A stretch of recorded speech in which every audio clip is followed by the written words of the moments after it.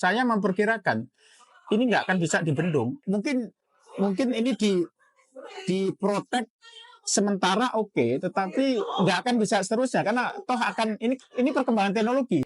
Istilahnya buying experience-nya ya customer itu menjadi lebih short, lebih enak gitu.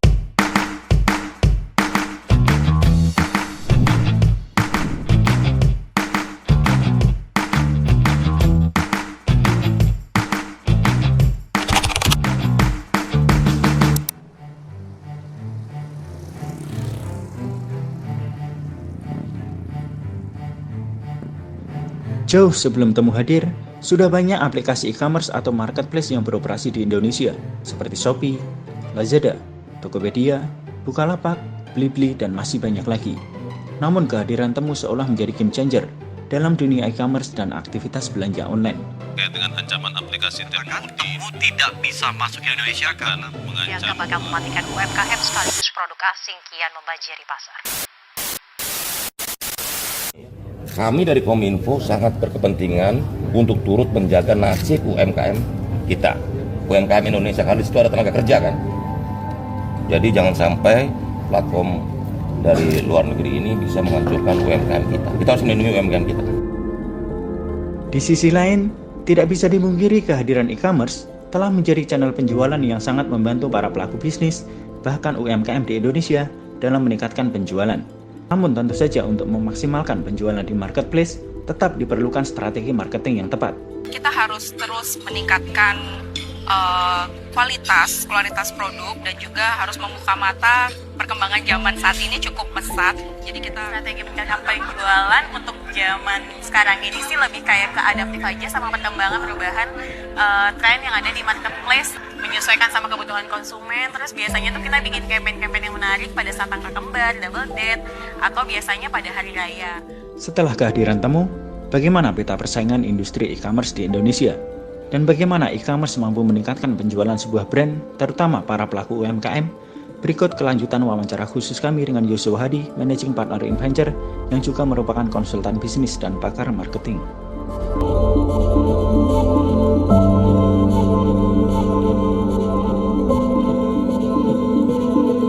Jadi logika di industri teknologi, ya, apakah sosial media, apakah e-commerce, itu nantinya itu akan monopolistik atau oligopolistik. Jadi penguasanya cuma segelintir aja, dan mereka saling saling merger atau saling makan gitu, ya. Dan fungsi-fungsi yang tadi itu akan digabungkan, akan menjadi satu ekosistem yang semua akan keserap di situ. Namanya network effect, ya, network effect. Jadi nanti pemain-pemain raksasa tech giant itu akan dia bentuk, ya, yang commerce, yang social media. Mereka ujung-ujungnya akan jadi satu, dan semua functionality yang ada tadi, ya, direct to customer, kemudian social commerce, live commerce, itu ada semua. Jadi kalau sudah ngomong teknologi, maka semua fitur itu nanti akan sama ujung-ujungnya. Ya, semua memiliki gitu. Karena kalau teknologi itu nggak bisa diferensiasinya itu nggak gampang dinetralkan gitu. Jadi artinya kalau misalnya YouTube atau IG bisa ada satu fitur, maka Facebook akan cepat bikin, ya. Nanti TikTok bikin apa? Nanti IG akan dalam 3 bulan dia bikin lagi, ya. Nah, ketika misalnya Tokopedia sama TikTok nyambung, nanti lawannya akan melakukan hal sama karena teknologi itu memang gampang dikopi, ya. Nanti ujung-ujungnya adalah ada raksasa 2 atau 3 besar yang sebenarnya sama, ya, di mana functionality itu menggabungkan antara social commerce, live commerce, kemudian direct to customer, ya. Nanti apalagi itu ada semua di situ, gitu. Sehingga kemudian itu jadi ekosistem. Semua customer itu akan dibawa ke situ. Jadi nggak ada pilihan. Nah, bahkan nanti yang paling ngeri adalah monopolistik. Akhirnya penguasanya cuma satu, di mana penguasa itu adalah pemain-pemain raksasa itu dia menggabungkan diri, ya, sehingga nggak ada lagi kompetitor gitu.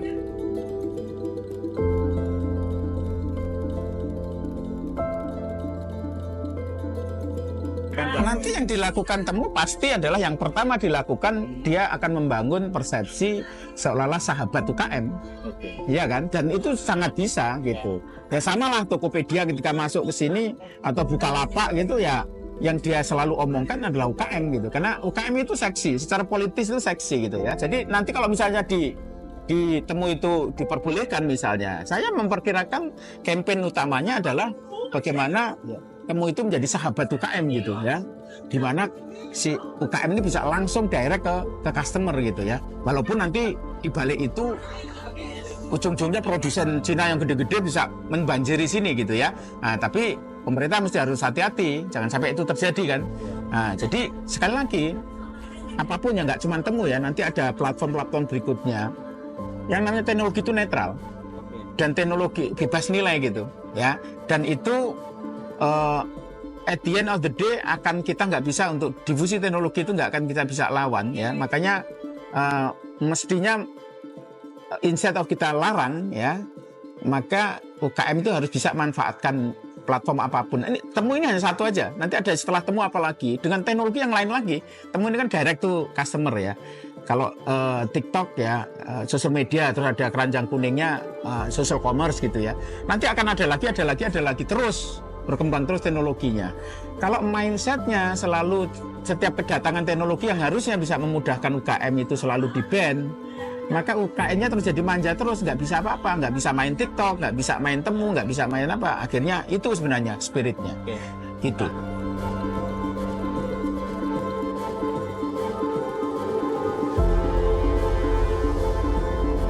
Itu yang saya katakan yang nggak dilihat oleh pemerintah. Dengan adanya social commerce, dengan ada live commerce, itu manfaatnya bagi UKM adalah bagaimana dia bisa menggunakan konten marketing, ya. Jadi konten yang kemudian didirect ke jualan gitu.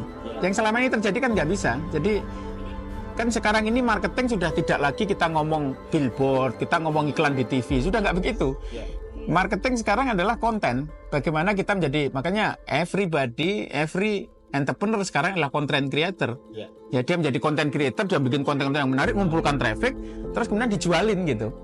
Ya, makanya aku bilangnya itu kan bangun kebun binatang, berburu di kebun binatang gitu. Jadi dia bangun traffic atau bangun komunitas ya, 100.000, 1 juta, ya, puluhan juta, ya.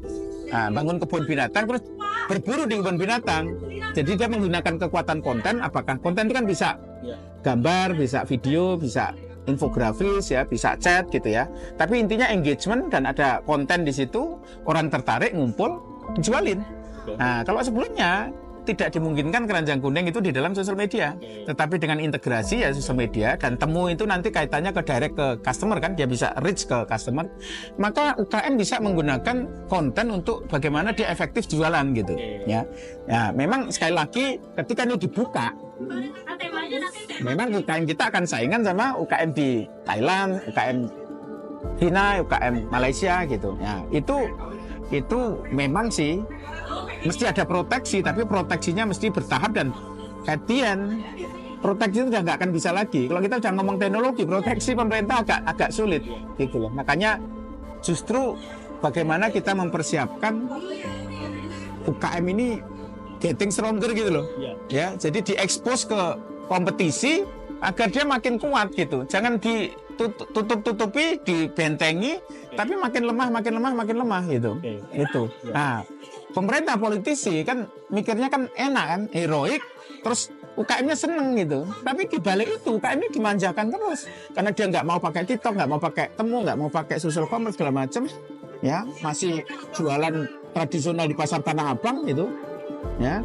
Nah, sehingga kemudian makin lemah ketika kita ekspos ke dunia ngelawan UKM di Thailand, ngelawan UKM di Malaysia, kita nggak bisa survive, kalah kompetisi.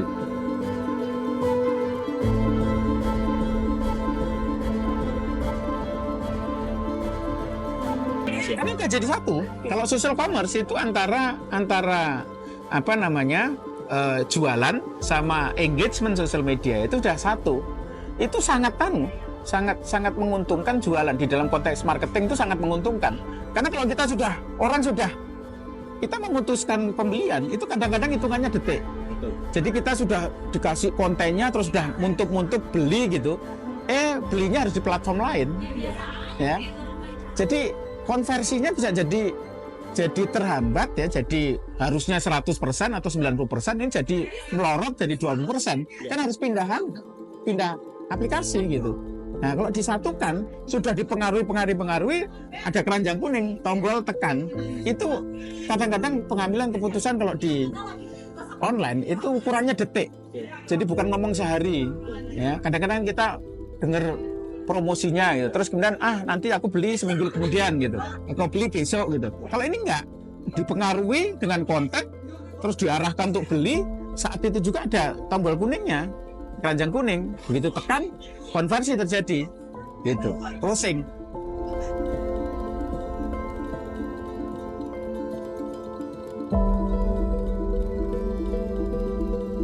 Trennya adalah dari e-commerce yang tradisional, jadi intinya e-commerce yang hanya untuk jualan, kemudian dia merging dengan social media, namanya social commerce, ya. Terus kemudian berkembang lagi menjadi live commerce tadi, ya. Itu transformasi e-commerce itu sebenarnya. Terus kemudian yang baru lagi temu ini adalah sampai detik ini ya, adalah temu yang dia direct to customer. Ini kan sebenarnya transformasi e-commerce ini. Yang ini harusnya diikuti oleh UKM kita gitu. Ya. Kalau kita mau world class ya, kita mau menjadi pemain kelas dunia, itu ketika apa yang di Amerika atau di Eropa bisa melakukan ini, kita juga bisa melakukan ini, dan itu di dalam persaingan yang terbuka. Itu membuat kita getting stronger kan, kita jadi makin kompetitif ya. Jadi sebenarnya arahnya nanti ya, kita ini kan dari mulai e-commerce yang tradisional kan sedang mengarah ke social commerce sebenarnya sekarang ini.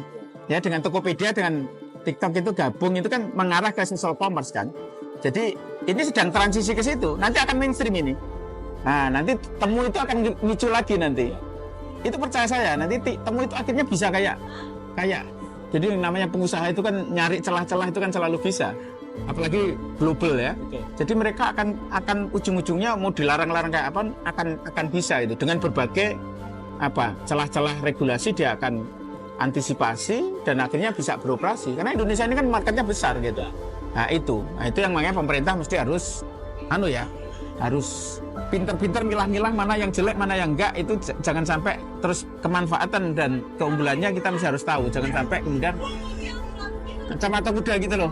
Ya pokoknya larang gitu. Ya padahal sebenarnya banyak yang saya katakan tadi, dari traditional e-commerce sampai ke social commerce, sampai ke live commerce, sampai ke direct to customer segala macam. Itu ada proses transformasi e-commerce. Ya, transformasi teknologi yang itu harus, kalau kita mau nggak kuper, kita nggak mau kata dalam tempurung, itu harus diikuti. Ya, kalau kita membatasi diri nggak mengikuti itu, akhirnya kita akan tertinggal.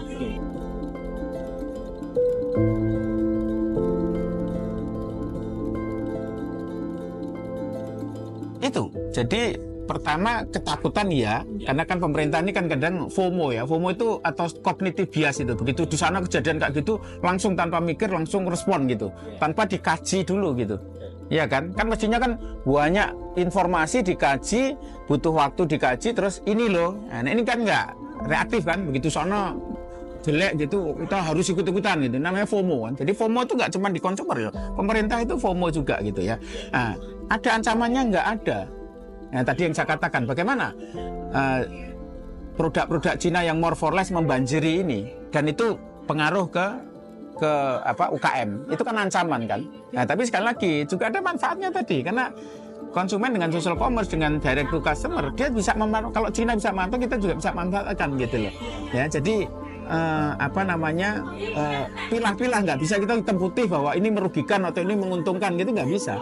Makanya mesti harus dipilah-pilah mana yang positif, mana yang negatif, kita kaji dan kita kebijakan itu yang, jadi nggak bisa hitam putih, nggak bisa bom atom gitu ya, kebijakannya itu bom atom, bom nuklir, semua dibabat habis gitu ya, karena memang case by case itu harus kita, isunya harus kita lihat dan kemudian kita respon secara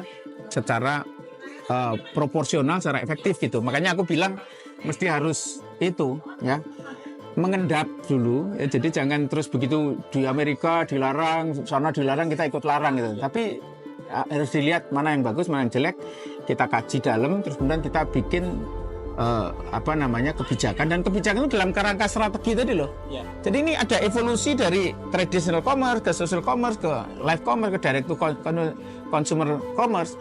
Ini kan ada milestone-nya gitu. Nah, mesti harus ada strategi, grand strategi bagaimana kita memfollow perkembangan teknologi itu gitu. Jadi jangan cuma mainnya ngelarang gitu loh. Jadi kita harus, UKM kita ini harus follow ini gitu loh. Itu diajarin UKM untuk integrasi ke ini best practice global kok gitu.